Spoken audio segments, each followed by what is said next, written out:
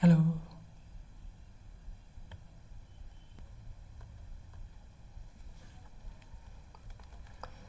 नमस्कार साथियों, तो फिर से आप सभी का स्वागत है हमारे जीके के अकाउंट नए वीडियो में। तो आज हम आपके लिए लेकर आए हैं यूपी होमगार्ड के लिए मोस्ट इम्पॉर्टेंट क्वेश्चंस जो कि आपके एग्ज़ाम में पूछे जा सकते हैं।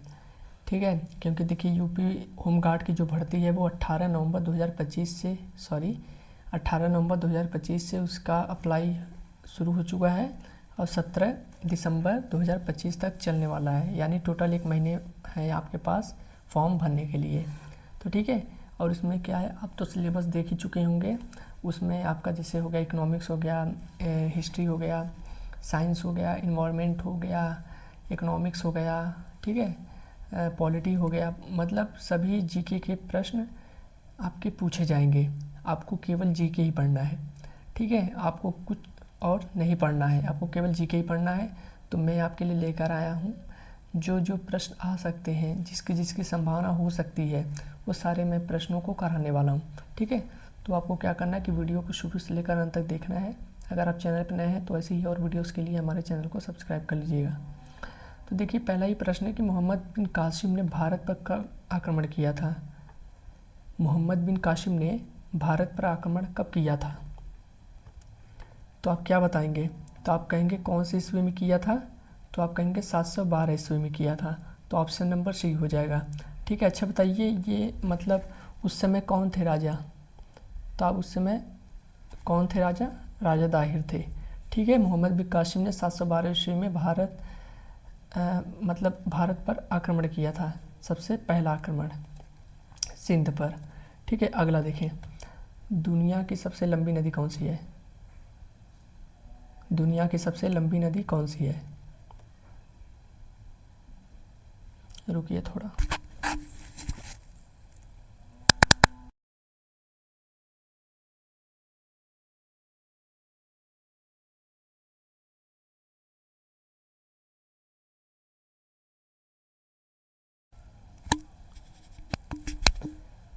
तो देखिए, दुनिया की सबसे लंबी नदी को कौन सी है? तो आप कहेंगे नील नदी।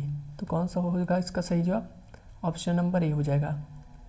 तो देखिए कितने किलोमीटर है? तो आप कहेंगे 6650 किलोमीटर है। यानी आप इसको मील में कहेंगे तो लगभग लगभग 4132 मील आप कर सकते हैं। ठीक है, दुनिया की सबसे लंबी नदी नील नदी है, जिसकी लंबाई 6650 किलोमीटर है। और ये कहाँ पर है, इसका स्थान कहाँ पे है? तो आप कहेंगे अफ्रीका के पूर्वी में ये स्थित है। अच्छा, इसके बताइए इसकी सहायक नदियाँ कौन कौन सी हैं? तो आप कहेंगे इसकी सहायक नदियाँ मुख्यतः 2 नदियाँ हैं, एक श्वेत नील और एक नीली नील। ठीक है, एक श्वेत नील और एक नीली नील। अच्छा बताइए इसका उद्गम कहाँ से होता है नील नदी का? तो आप कहेंगे जो ये श्वेत नील का जो उद्गम है विक्टोरिया झील से होता है, और जबकि जो मतलब नीला नील है उसका उद्गम इथोपिया की ताना झील से होता है। ठीक है, ये दोनों की सहायक नदियाँ तब ये जाकर आगे बनती है नील नदी, जो कि दुनिया की सबसे लंबी नदी है, जिसकी लंबाई है 6650 किलोमीटर यानी 4132 मील। ठीक है, अगला देखें, आपातकाल की घोषणा कौन करता है?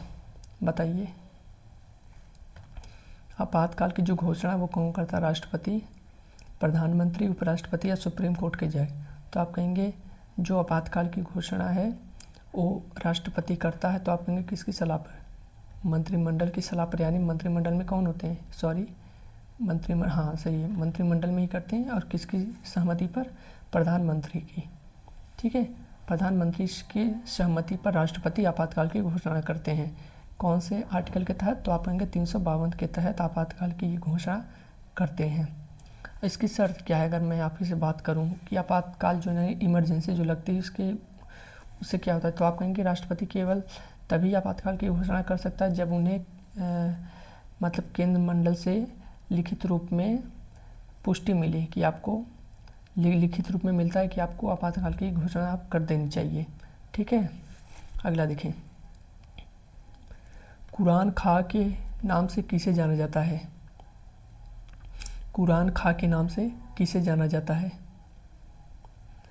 तो आप कहेंगे ऐबक, मोहम्मद गौरी, रजिया सुल्तान या बलबन? तो आप कहेंगे इसका सही जवाब होगा कुतुबुद्दीन ऐबक। कुरान खां के नाम से ऐबक को जाना जाता है, कुतुबुद्दीन ऐबक को। ठीक है, इसे पील बख्श, लाख बख्श भी कहा जाता है। लाख बख्श इसलिए कहा जाता है क्योंकि इसने लाखों का दान दिया था, बहुत सोने बांटे थे, बहुत ही धन बांटे हुए थे। ठीक है, देखिए अगला है कि तुर्क चहलगानी को नष्ट किसने किया था। तो पहला ऑप्शन है बलबन, दूसरा ऑप्शन है नसरुद्दीन महमूद, तीसरा ऑप्शन है अलाउद्दीन खिलजी या चौथा ऑप्शन है मोहम्मद बिन तुगलक। तो बताइए इसका सही जवाब क्या होगा। तो आप कहेंगे तुर्क चहलगानी को नष्ट किया था गयासुद्दीन बलबन ने। इसका अच्छा बता सकते हैं शासनकाल, तो आप कहेंगे 1266 से लेकर 1287। ठीक है, 1266 से लेकर 1287 यानी 87। अच्छा बताइए और इसके बारे में क्या क्या बता सकते हैं।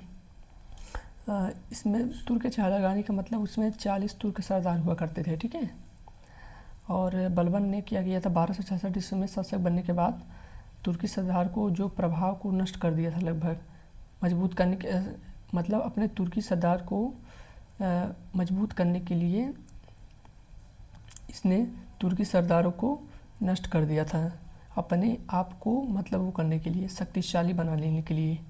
ठीक है, इसने तुर्क चहलगानी को नष्ट कर दिया था।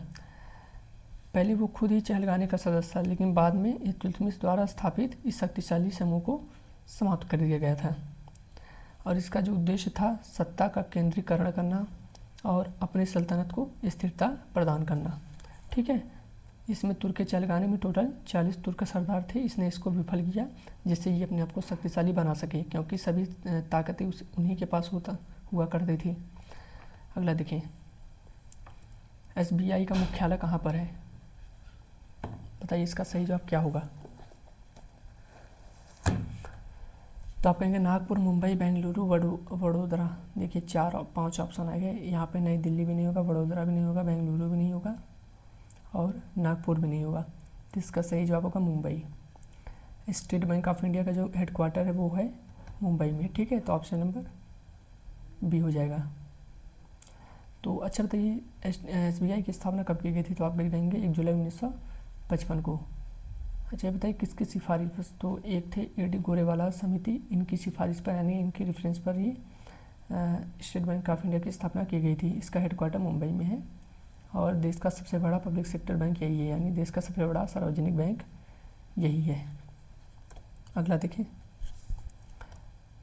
भारत का देखिए पूछ दिया कि भारत का सबसे बड़ा पब्लिक सेक्टर बैंक कौन सा है। तो आप कहेंगे state bank of India. Bharat का दूसरा सबसे बड़ा पब्लिक सेक्टर बैंक कौन सा है। बताइए इसका सही जवाब क्या होगा। तो आप बता पा रहे हैं कि नहीं सभी प्रश्न का सही जवाब। तो अब देखिए bank of Baroda, union bank of India, Canara bank या पंजाब नेशनल बैंक PNB। तो भारत का दूसरा सबसे बड़ा बैंक, तो आप कहेंगे पंजाब नेशनल बैंक। तो ऑप्शन नंबर डी हो जाएगा। ठीक, डी इस प्रश्न का सही जवाब होगा। अच्छा बता सकते हैं कि जो पंजाब नेशनल बैंक की स्थापना कब की गई थी। तो आप कहेंगे 19 मई 1894 को की गई थी लाला लाजपत राय की सिफारिश पर।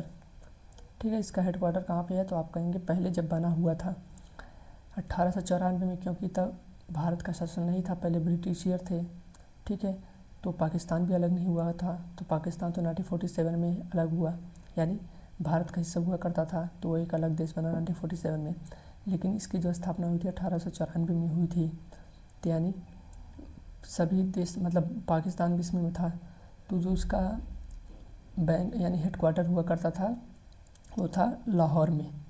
ठीक, लेकिन अब क्योंकि पाकिस्तान एक अलग देश है, वो अलग हो चुका है, तो अब इसका हेडक्वार्टर कहाँ पे है, किसका, पंजाब नेशनल बैंक का। तो आप कहेंगे नई दिल्ली में है। ठीक है, देश का भारत का दूसरा सबसे बड़ा सार्वजनिक क्षेत्र का बैंक यानी दूसरा सबसे बड़ा पब्लिक सेक्टर बैंक PNB है। अब ये बताइए कि प्रतिरोध का मात्रक क्या होता है। प्रतिरोध का मात्रक, पहला ऑप्शन है जूल, न्यूटन, ओम, वोल्ट।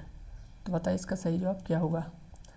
तो अपने प्रतिरोध देखिए कार्य का मात्रक जूल होता है, कार्य और ऊर्जा एक ही चीज़ है।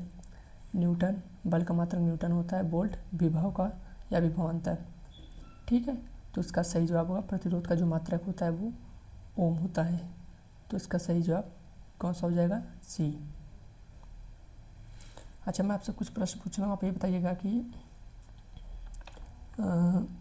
सेंट्रल बैंक ऑफ इंडिया की जो स्थापना की गई थी वो कब की गई थी।